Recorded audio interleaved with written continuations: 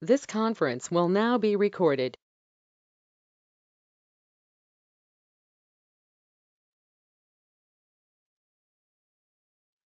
Hello, and thank you for joining. Welcome to the Part 3 CSCA exam webinar. The intent of this webinar is to assist you in your preparation for the Part 3 exam. This is Shanna McNulty, Certification Coordinator at APSCA, and along with Rana Starr, who's our President and CEO, we will take you through an overview of the Part 3 exam to offer some insight and tips to support your preparation. If you haven't yet set Part 1 or Part 2, please refer to our website under Stay Updated Resource Library for webinars addressing those two exams.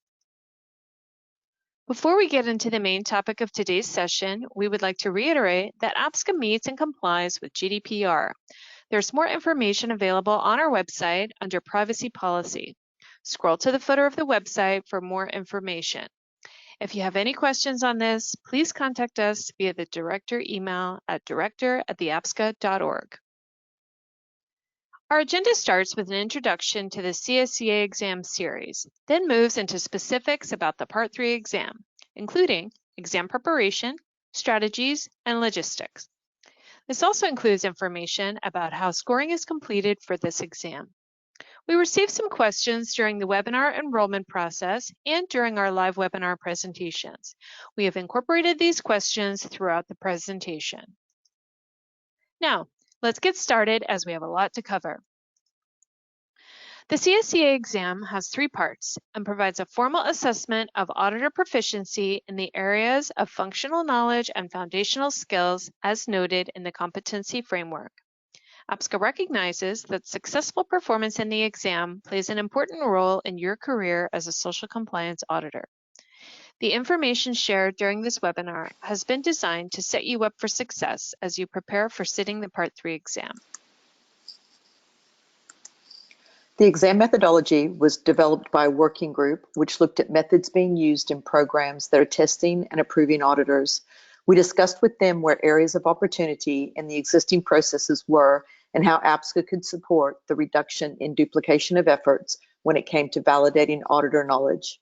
Once the 3-part exam approach was agreed, the question, weight, and format was determined in consultation with social compliance experts, which included discussions with numerous audit firms. Having said this, there is no audit firm or individual auditor that has seen the final set of questions or answers on any of the 3 exams. We ensure a level playing field across all members. So whilst firms and experts were part of the development, the final product has not been given, and we have worked very hard to ensure the integrity of the overall exam process. We've also worked to ensure a specific question does not reflect just one person's point of view or is relevant to just one country or region. Exam questions are vetted through a multi-tier review process, and validation is obtained by looking at expert organizations such as the Department of Labor Guidance and health and safety experts.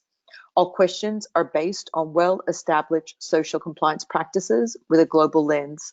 They are not specific or unique to any one country or region or single program or brand. The exam has not been built with the view to certify an auditor to a specific country. Hence, during the Part 3 exam, fictitious scenarios and context are provided for auditors to use as a foundation for responding to questions asked by the live interviewer. We're going to talk specifics about the exams. All 3 parts have a pass mark of 75% or above. If an auditor scores less than 75%, they are reassigned to the level of APSCA until they sit and successfully pass this specific exam. If a test taker fails Part 3, they do not need to resit Part 1 or 2 before sitting Part 3 again. Please note that auditors only need to pass each exam once. Some background on the exam.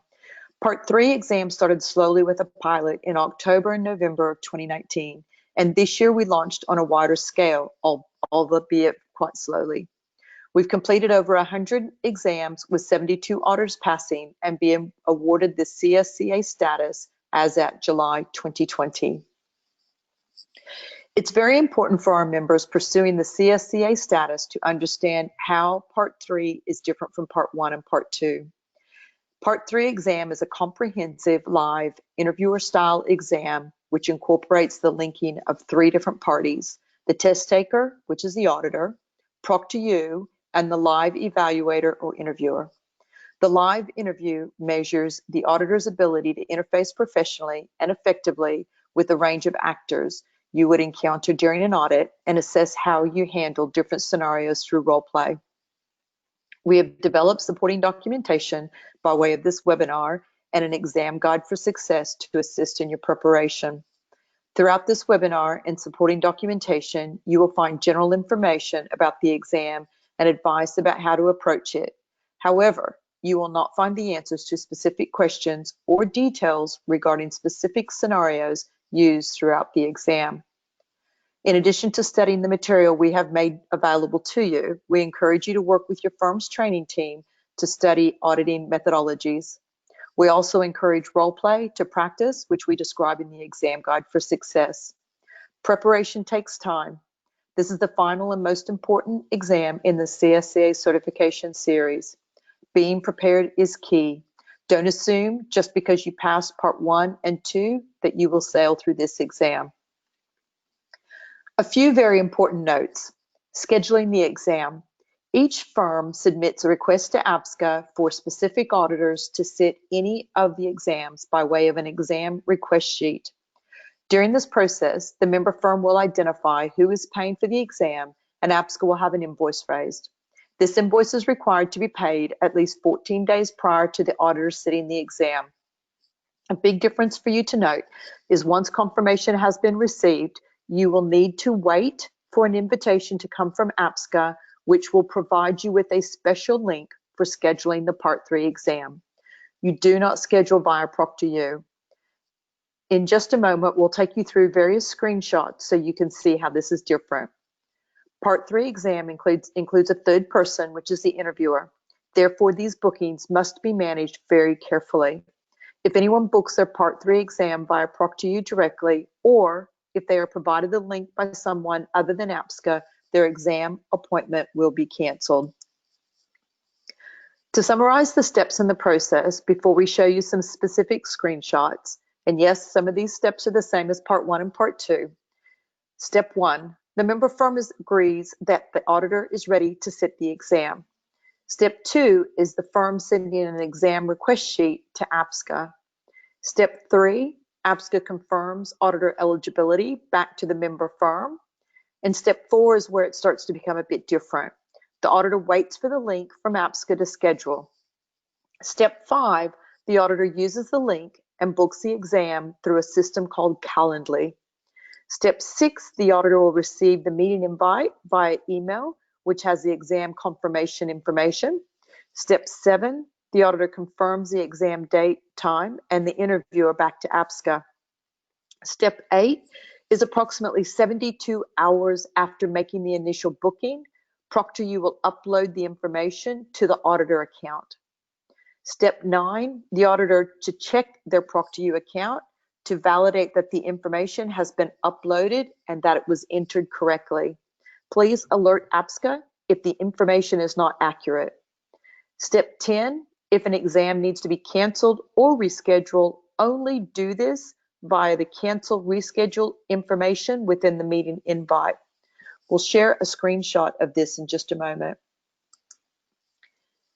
So we're just going to share a few screenshots that go along with the 10 steps we just discussed. This particular screenshot is for step 5. It's the link to book the exam. And remember, it's not through Proctoru, and the link is actually specific to a language. This is a screenshot that you will see if you were to follow the Chinese booking link. It's actually the only, this link will only be provided to you in your invitation to schedule, which will come from APSCA. For the Chinese exam, you will select either Mandarin or Cantonese. For other languages, you will click the link and it will take you straight to the calendar, which is on our next slide. The screenshot shows where you will pick your date. If no dates are shown as available, as you will see indicated with the red arrow on the right-hand side, click to move to the next month to search for an available date. You can see the arrows to the right of the month which will allow you to go forward and backwards through the various months. Dates will not show available in less than 30 days from the date you are attempting to book.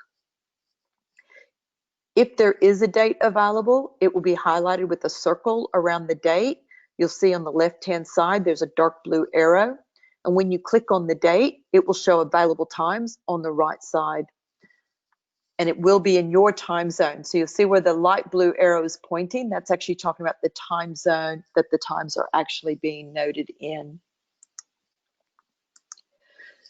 Once you've selected your exam date and time, the next page is where you will enter your personal information, which includes your APSCA member number. Please ensure you type your information correctly, as this is where your confirmation email will be sent. You will receive an immediate confirmation from the Part 3 exam booking system, which will look like a meeting invite. Please accept this booking. If you do not receive the meeting invite, we encourage you to check your junk or spam mail. Approximately 72 hours after you make the booking, Proctoru will add the exam appointment to your Proctoru profile. This will then look similar to your previous Part 1 and Part 2 bookings. Please notify us if you do not see your Part 3 booking on your Proctoru account, or if the appointment is in any way incorrect from what you booked through Calendly. Your Proctoru profile should always show in your local time. Email the director as soon as possible if you experience any issues, and we will follow up with Proctoru on your behalf. As these appointments are manually moved across, on occasion there may be an error which we need to get addressed as soon as possible. Otherwise, it could impact your exam on the day. Step 10 talks about if you need to cancel or reschedule your appointment. At the bottom of the meeting invite, you will see instructions which note to click on this link to cancel or reschedule. This is found at the very bottom of the meeting invite. Both cancellations and reschedules must happen at least 30 days in advance of the scheduled exam date to avoid being charged for the exam again. As another auditor cannot take your place inside the 30-day window, we are unable to offer refunds or credits if you cancel or reschedule with less than 30-day notice. Please do not cancel or reschedule via Proctoru. If you do, you will end up without an interviewer, you will be unable to sit the exam, and you will be charged for the exam which you did not sit. Please ensure you follow these rules, and if you're unsure, contact us on the director@theapsca.org email address. When you book, we had a question that was received. When you book in Calendly, it blocks 2.5 hours. However, the exam is only 1.5 hours. Why is the extra time allocated? We've extended the booking to accommodate the setup time. Whilst it shouldn't take a full hour to get started, we have encountered additional challenges with the connecting of 3 different parties, plus the various platforms that need to be open at the same time. So we want to err on the side of caution and ensure we provide you with plenty of time.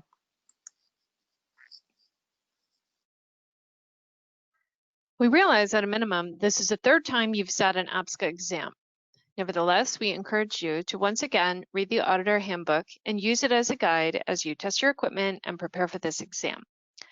Your firm has a copy of the most up-to-date Auditor Handbook, which is also translated into Spanish and Chinese. Please check in with your firm to ensure that you have the latest version. In addition to reading the Auditor Handbook, review the Competency Framework and the Code and Standards of Professional Conduct.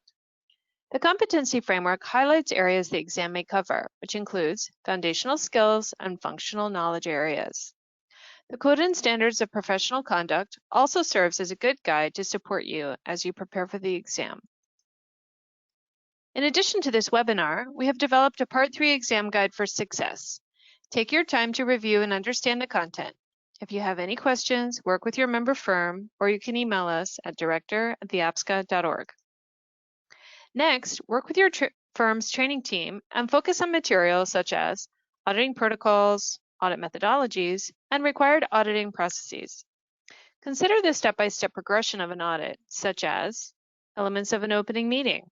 That includes greetings and introduction, the facility walkthrough, interviewing workers, supervisors, and management, interviewing third-party contractors who might be from cleaning, cafeteria, or security services, conducting further investigation based on what you find, verifying your evidence by checking multiple sources, conducting the closing meeting, and remember to always triangulate your evidence. You will note in the exam guide, we suggest a couple of practice options. Option 1, working with a colleague or trainer in your firm to simulate possible role play. This will give you practice and enable you to feel more comfortable with the exercise. Option 2, if you're socially isolating and unable to work with someone else to practice, record yourself on video. Then review the video and critique yourself. You can identify areas of improvement and continue to prepare for test day. With respect to execution of the exam, we are still using Proctoru to administer this exam. Proctoru maintains a responsibility for overseeing exam integrity.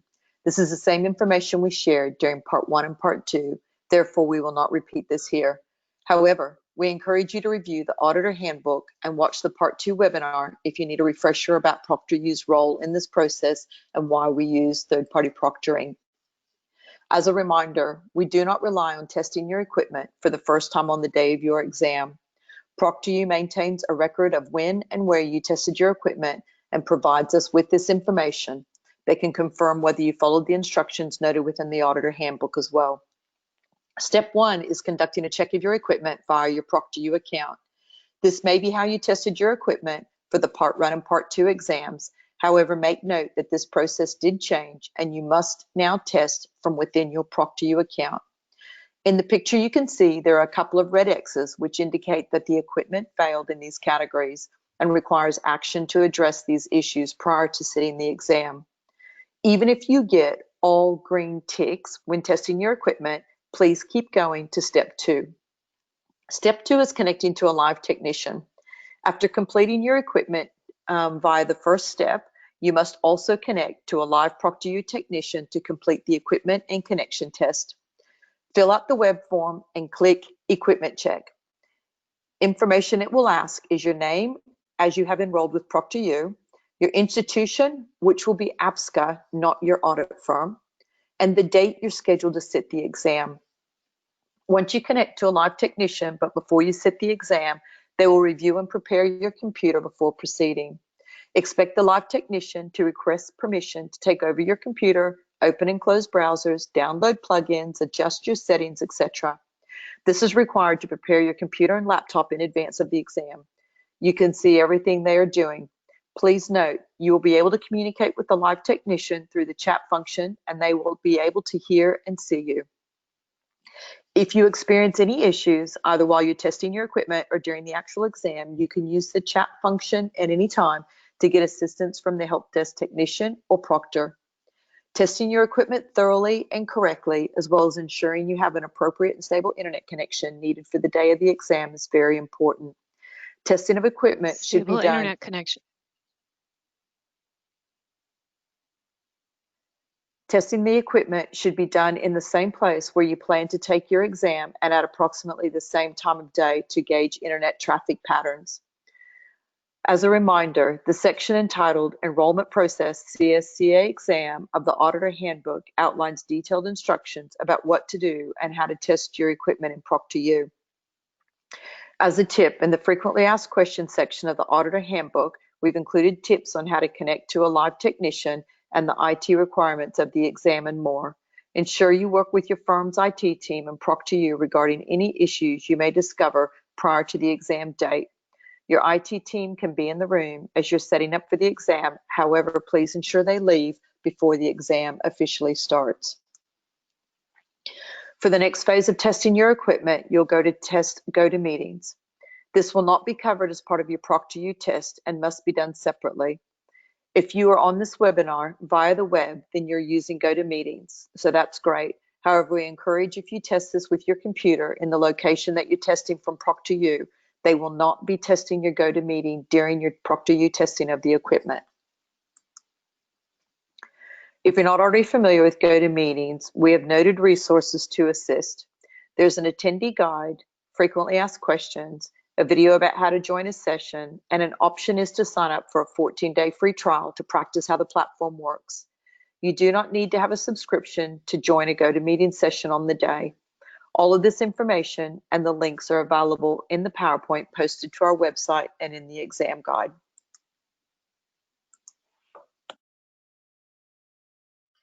As indicated in the Auditor Handbook, the resources allowed for Part 3 are a basic calculator that is not on a phone or a computer, and that's it.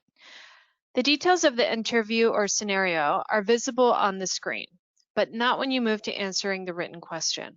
There is a place, however, for you to type notes, but it is on screen only. There's also a highlighting feature within the exam, same as what you had in Part 2. You will need to ensure that you have adequate notes to write a response to the question. There is only one question at the end of 2 out of the 3 scenarios you will have on the day.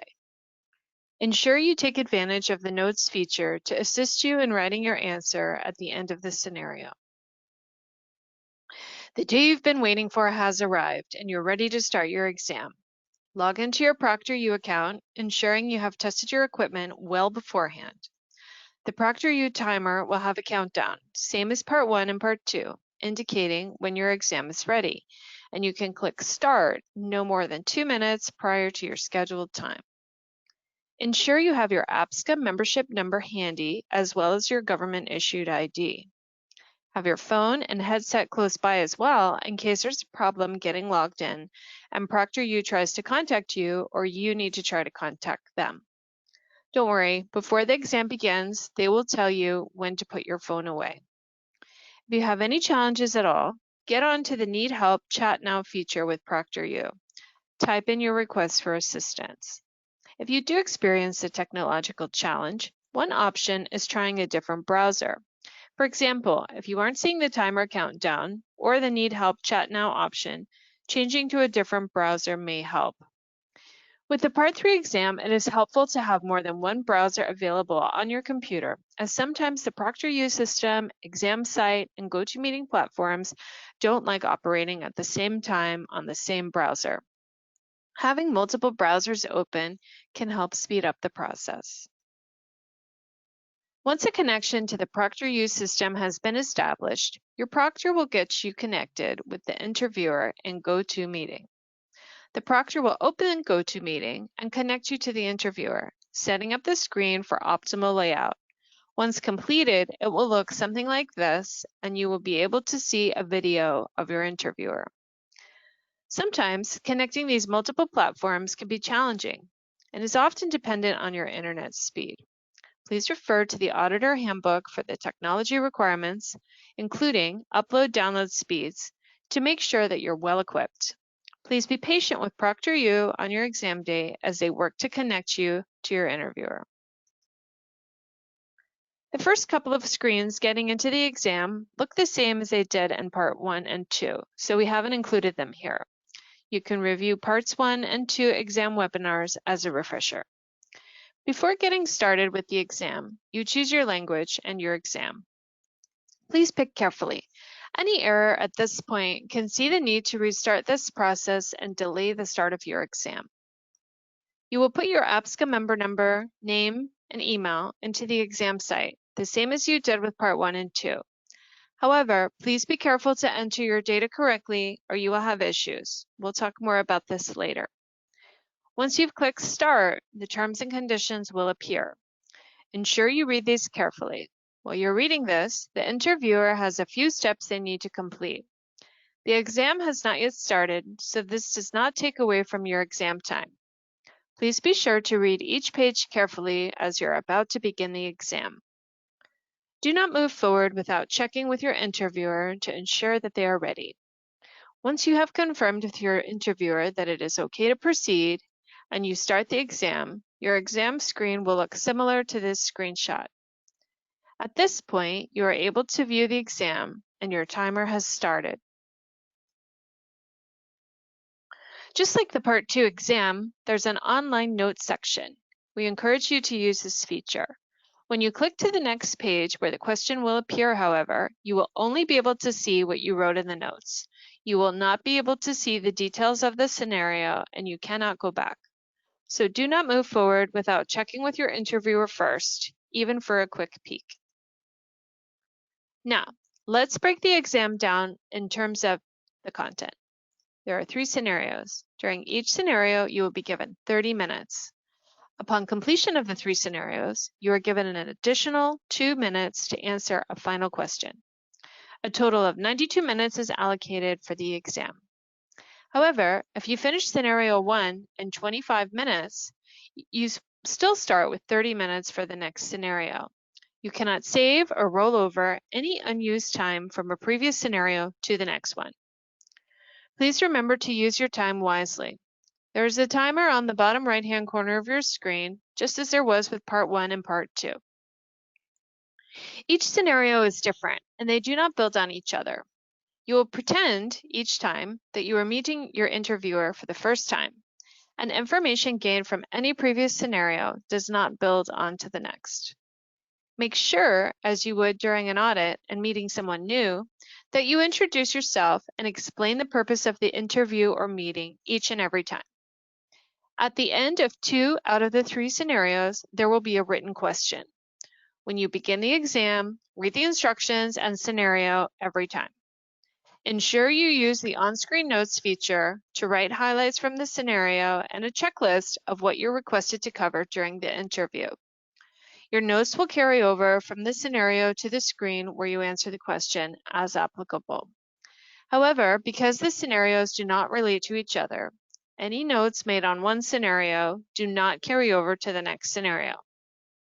It is important to read the instructions at the start of each scenario to determine if a written response is required at the end or not, so that you're able to manage your time efficiently. We will talk about scoring in more detail later. The interviewer will be checking to see if you are covering the required issues in the scenario. Therefore, making notes is beneficial.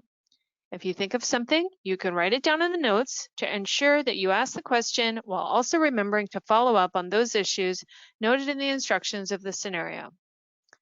Ensure you go through all the steps of the auditing process in a logical manner, covering all bases.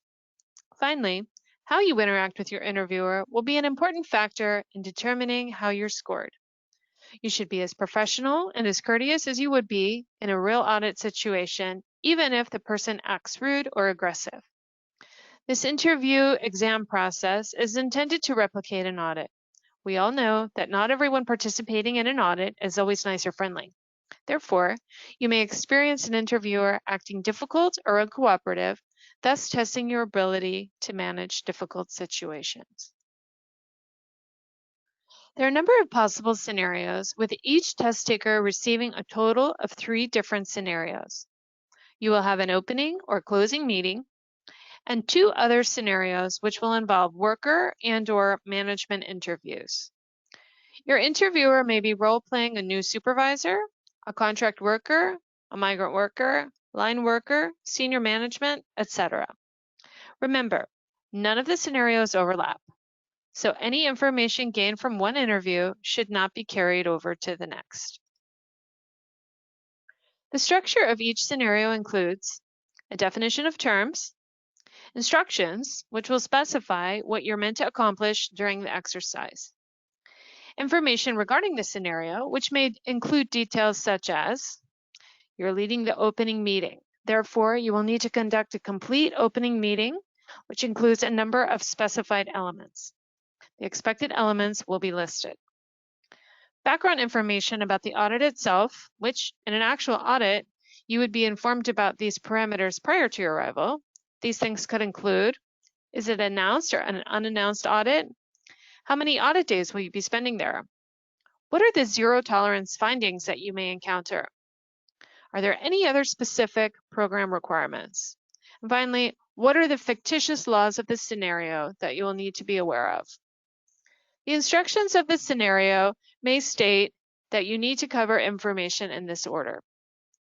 After understanding all of this, you will need to set about developing your process, how you will approach the task at hand, what questions you will ask, etc. What type of written question is asked at the end of 2 out of the 3 scenarios? The question will be noted in the instructions of each scenario. The answer will, in general, address and explain the findings or issues that you have identified during the interview of the current scenario.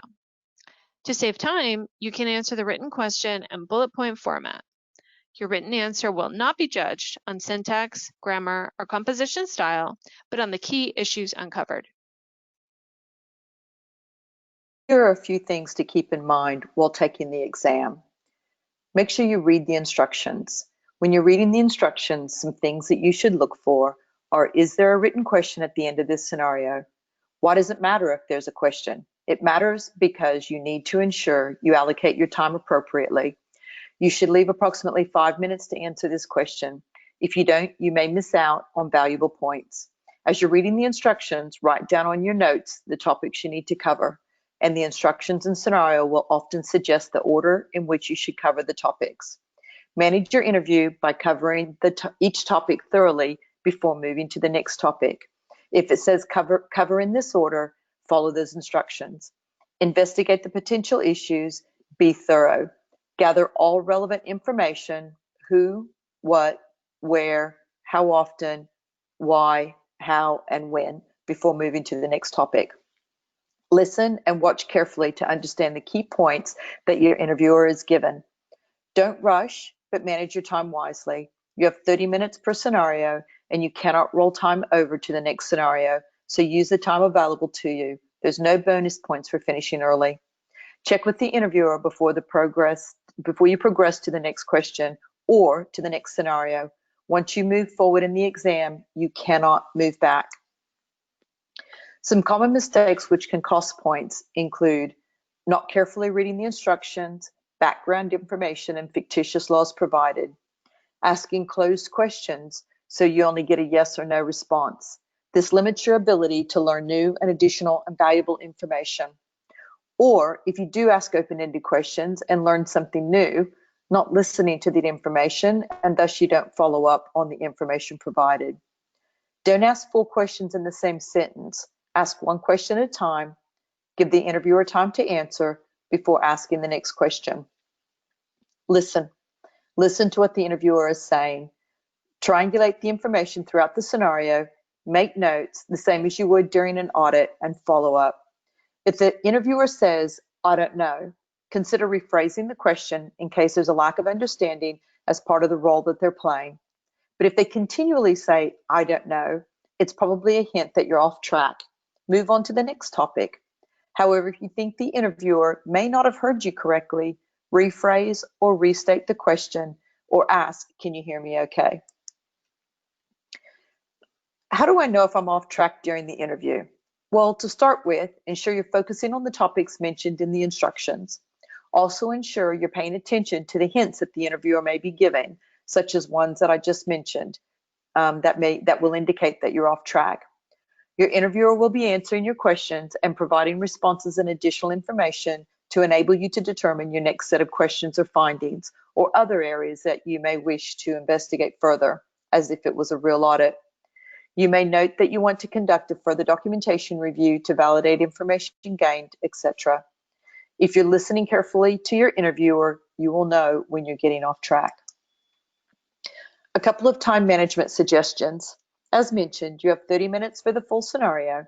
As a guideline, we suggest that you spend about 5 to 7 minutes reading the scenario, which is the instructions, background information, fictitious laws, make notes, and prepare for the interview. Use about 15 to 25 minutes to actually conduct the interview.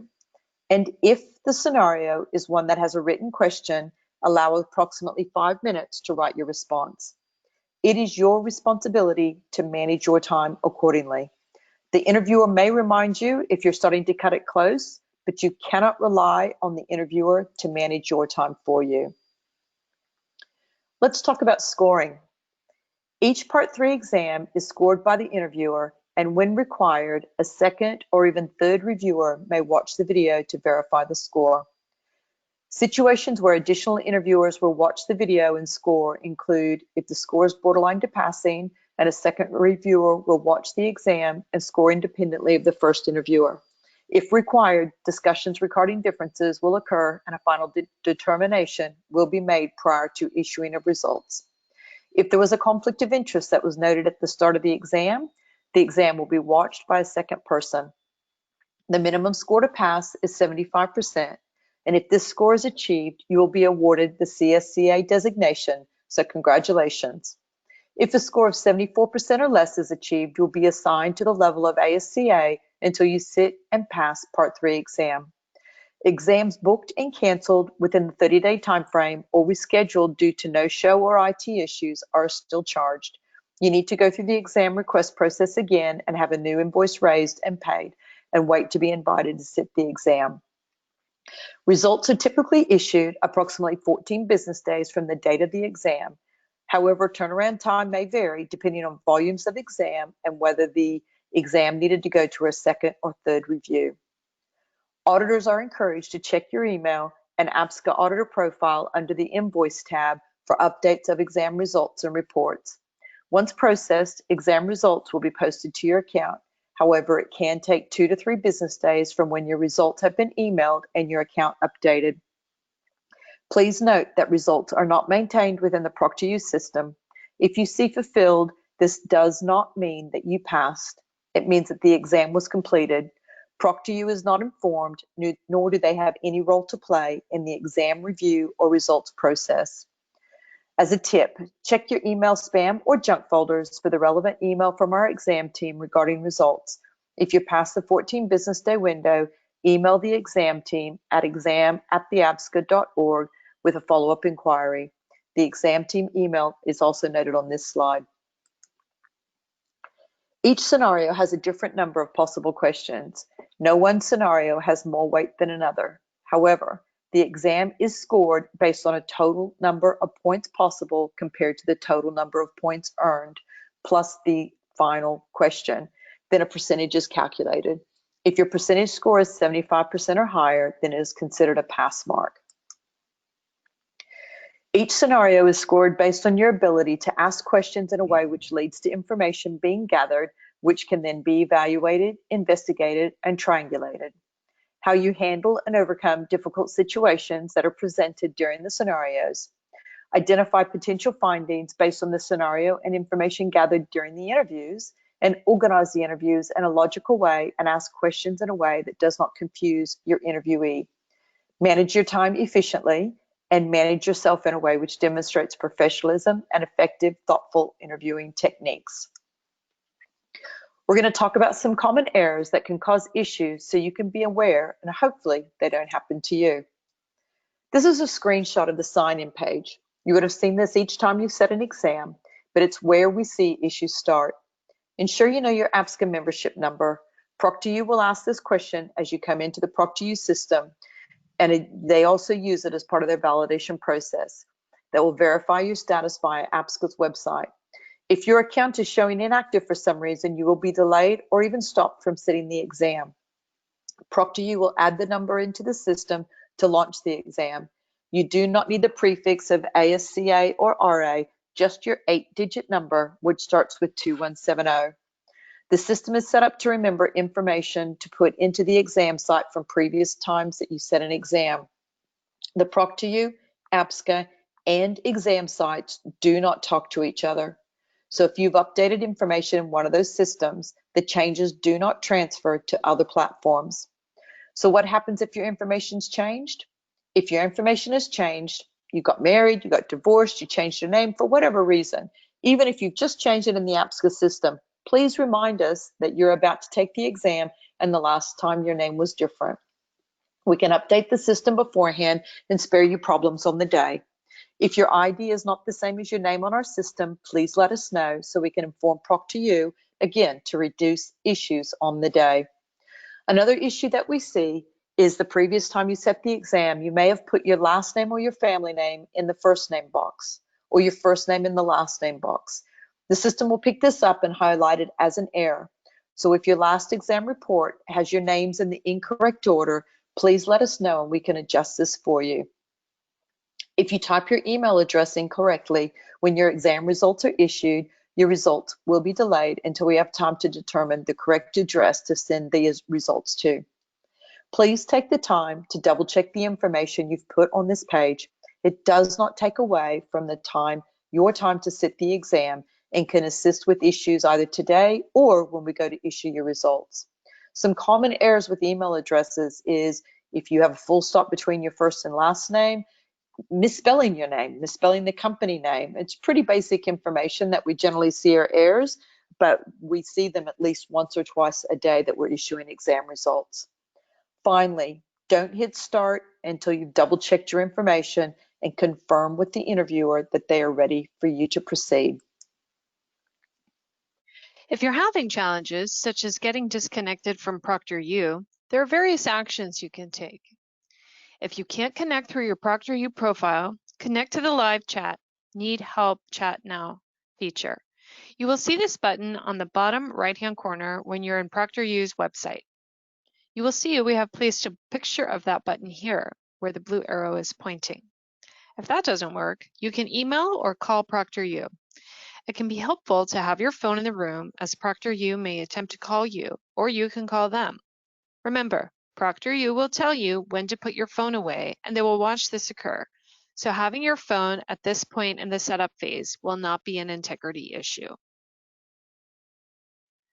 We're coming to the end of the webinar. We'll include a summary of all questions that have been asked during our live webinars, along with the recording on the website. Some helpful reminders as you prepare for the big exam day. There's no substitute for being well rested. A good night's sleep will help you ensure that you can perform at your best. APSCA advises that exams should be scheduled at a reasonable hour and in a quiet environment. In other words, plan accordingly and avoid taking exams in the late evening or after a long day of auditing. We have found when auditors take exams after a day of auditing, they come to the interview with the day's events in their mind, and sometimes they cannot separate the two. Ensure that you're in a quiet place while taking the exam. We understand this can be more difficult with the current environment when an entire family may be at home. If other residents of your home are going out, tell them that you'll be done in a minimum of 2 hours and that you'll let them know, you'll message them when the exam is completed, because additional time could be needed to connect on GoToMeeting with your interviewer, and you might get started late. You don't want anyone walking into the room during your exam, as this would be an integrity issue and your exam may be disallowed. Select a time when you know there can be no disruptions. Put a note on the door if you think there's a risk of someone walking in. In fact, you can even lock the door so people do not accidentally walk in if this is an option.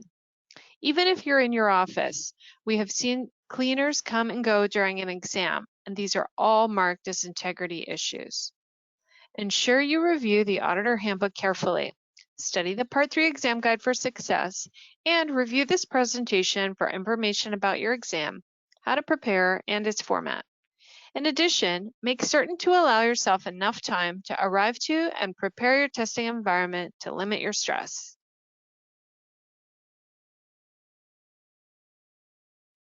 Once you have successfully completed and been notified that you passed the exam, you can expect the following. Your APSCA auditor level will be moved to CSCA. If this has not been done, let us know by emailing exam@theapsca.org.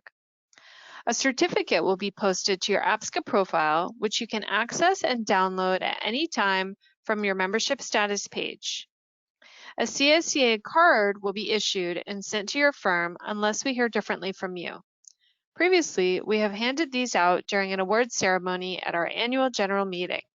However, due to travel restrictions caused by COVID, we will distribute via mail. If you didn't pass, your auditor level will be moved to ASCA.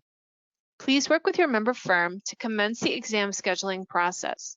Do not schedule an exam without following the proper process, as it will get canceled. Wait to be invited to schedule the exam. While you're waiting to sit the exam again, please work with the training team to close identified gaps using your exam report and feedback from the interviewer to guide you. Watch this webinar, review the competency framework, and the Part 3 exam guide. Be aware, on the second attempt to take the exam, you will more than likely be given different scenarios, and we will do our best to make sure that you get a different interviewer. However, that may not always be possible. If you need to resit the exam, what tools can assist you and your firm's training team to prepare for the next exam? Within the results report that you received for Part 3, we provide information regarding specific areas you can improve on, both personal skills and subject areas. You can use this information to focus your training on the areas of opportunity. Also, look back on your Part 1 and Part 2 exam results to address the areas of opportunity or improvement noted there. Reference the Part 3 exam guide for success and focus on our suggestions for preparing. That includes conducting mock interviews, obtaining feedback from colleagues about how you can improve, etc. We received this question a lot, and we covered it in the Part 2 webinar as well. However, it is worth repeating. Why does an auditor need to be moved to ASCA when they fail an exam, especially Part 3? The answer is we want both auditors and those who are audited to understand the value of the CSCA credential. Whilst we are in the implementation phase of the CSCA exam, we want our stakeholders to have the utmost level of confidence in those auditors who have achieved the CSCA status and those that maintain the RA level status. If an auditor fails an exam and there's no ramification to that fail, factories, brands, retailers, and programs will not perceive the RA level as having value. It's also why we have deadlines for sitting exams, so people understand that their auditors have validated their knowledge based on successfully meeting APSCA's expectations and completing our exam series. Those of you who have worked hard and passed Part 1 and Part 2 exams should be proud that you're an APSCA registered level auditor and on the path to obtaining your CSCA status. Sharing the same designation with auditors who have not passed would devalue your achievements and the achievements of others. In the future, there will be no RA level status. This intermediate level will be eliminated. Auditors will be enrolled as ASCA and move directly to CSCA after passing all 3 parts of the exam. The deadlines for Part 3 when the auditor is advanced in the languages we currently offer the exam, which is English, Spanish, and Chinese, both Mandarin and Cantonese, have recently changed. The deadline for Chinese test takers for Part 3 is June 30, 2021, and the deadline for English and Spanish is October 30, 2021. We're building up our capacity with interviewers and working with Proctoru to get their office in the Philippines up to speed with being able to manage the exams to offer more times for you and to assist in meeting the deadlines. However, when you're invited to sit the exam, please do not leave booking your exam for the last minute, as capacity of interviewers will be and is limited and may see you miss out and be moved to ASCA for not meeting the deadline. Why is the deadline for sitting the exam different depending on the language? Chinese test takers represent over a quarter of our enrolled auditors at APSCA. APSCA's executive board decided in 2019 that to continue focusing globally didn't demonstrate the progress that was needed. Therefore, the executive board determined that focusing on certifying auditors from China would enable us to demonstrate success, benefit our members, and provide added value to our stakeholders. A lot of our members want to know how we determined which languages would be offered and planned in 2021. Languages were decided based on auditors' profiles. So our current 4 languages make up 80% of the member auditors' language base and are indicated within their APSCA profile as advanced. If you're not strong in one of the 4 languages, ensure your APSCA profile reflects this accordingly. Only APSCA and you can see your language levels. If you are not noted as advanced in one of these languages, you should not sit the exam until it is offered in a language that you are truly advanced or fluent in. Ensure you work with the data administrator to update your language skills. Recently, we announced that we'll be releasing the exam, all 3 parts of the exam, in 6 new languages in 2021. These languages are based on the next top 6 languages after our current 4 of auditors who have not yet set the exam. So ensure your profile is updated for both your written and your spoken and includes your mother tongue. The new languages for 2021 are Thai, Turkish, Portuguese, Italian, Bangladesh Bengali, and Vietnamese. Additional languages to be offered will be announced in due course. Ensure both your spoken and written language skills, including your mother tongue, are accurate and kept up to date with your APSCA member profile. We've had a number of questions regarding language issues. If I don't understand the examiner in English, how do I solve this? My English language is not at the advanced stage, but I've already completed part 2. Now I'm a bit worried it'll be difficult to pass part 3. What type of English will be spoken by the interviewer? Will they have a strong language that's difficult to understand? Are all interviewers native speakers of English? So basically the answer to all of these questions is, in selecting the appropriate interviewers, we made sure that they were all advanced and fluent English speakers, plus a second language. If their spoken English is clear and understandable, even if English is not their native tongue. Please note that if you're not advanced in a language of the exam, we advise that you wait until such time that the exam is available in a language that you are truly fluent in and comfortable testing in.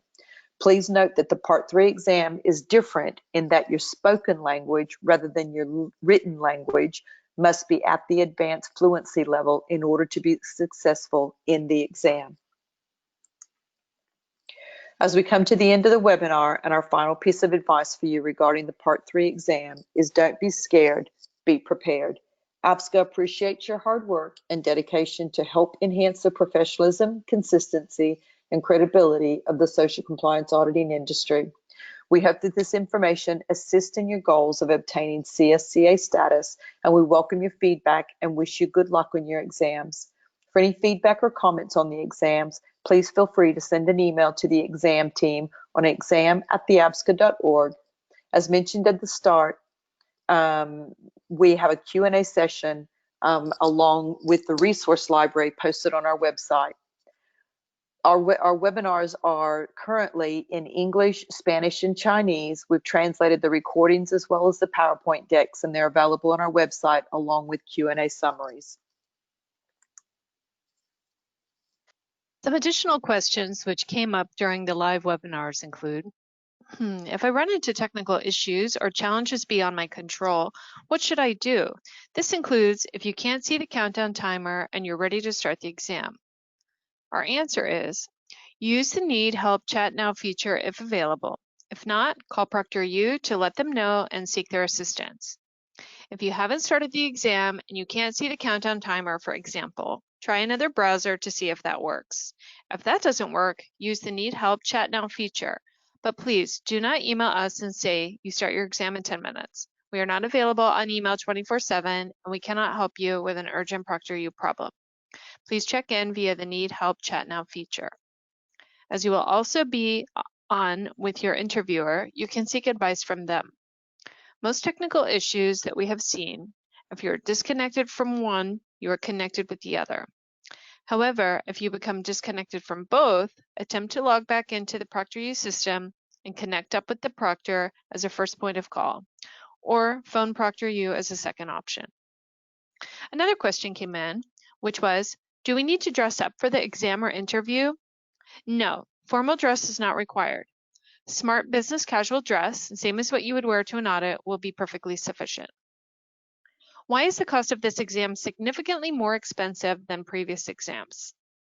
The cost of the exam is significantly higher for the Part 3 because of the participation of a live interviewer or expert. This person must be paid for his or her time to participate in the examination process, hence the higher overall cost. Do you have an estimate of how quickly or how soon auditors may resit Part 3 exam if needed? If anyone is downgraded to ASCA, should we anticipate a longer period of downtime than we had for exam 1 or 2? This is an interesting question. 30 days minimum lead time is still required to schedule an exam, as per the usual minimum scheduling lead time that's needed to schedule with Proctoru. But given the cost of this exam, test takers are advised that they need to study and prepare for the exam before attempting a resit. Once ready, you can be nominated by your firm via the normal exam request process, and we will do our best to send you the invitation as soon as possible. You can review the complete Q&A summary on our website, as we already mentioned. If your question still hasn't been answered, you can feel free to email us at director@theapsca.org. Thank you for joining us today. To stay connected and updated with APSCA's ongoing progress, if you haven't already done so, you can subscribe to our newsletter. You can also follow us on Twitter or LinkedIn. We hope you found this presentation helpful, and we wish you all the best of luck as you sit your exams. Bye-bye.